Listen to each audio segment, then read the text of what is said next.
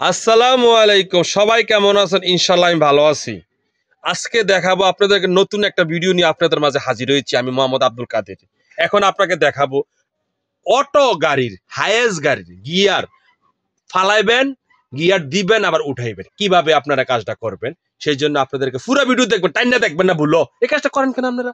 আপনাদের জন্য কত কষ্ট করে আমরা ভিডিও বানাই না ভাতিজা, কথা ঠিক না? আচ্ছা, ঠিক আছে, মাশাআল্লাহ। এ হলো গাড়ির চাবি, রিমোট সিস্টেম কিন্তু গাড়িটা।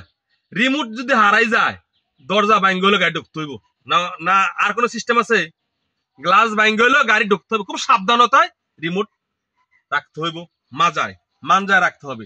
সেই জন্য এই হলো গাড়ির লক, এটা লক ছুটবে টিপ দিলে, দুইটার কাম দুইটা, আর কোনো কাজ নাই। বেশি এফিআরবি দেখেন না। বিসমিল্লাহ বলে গাড়ি স্টার্ট দিলাম,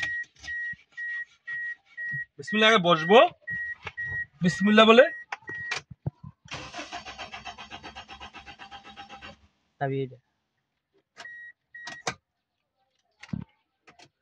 সাবি যে কতলা রায় ড্রাইভার রাই সব সারা।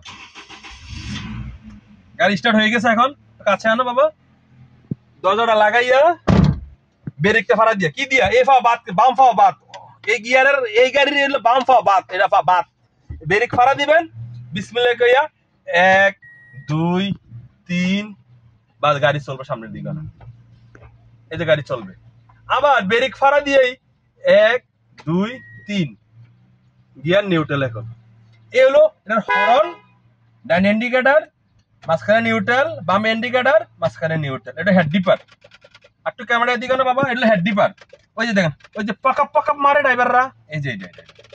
আর এই সিটটা এক ভিডিওতে আপনারা আবার দেবো আমি, ইনশাল্লাহ। ভালো থাকবেন, আসসালামু আলাইকুম রাহমাতুল্লাহ। গেছেন।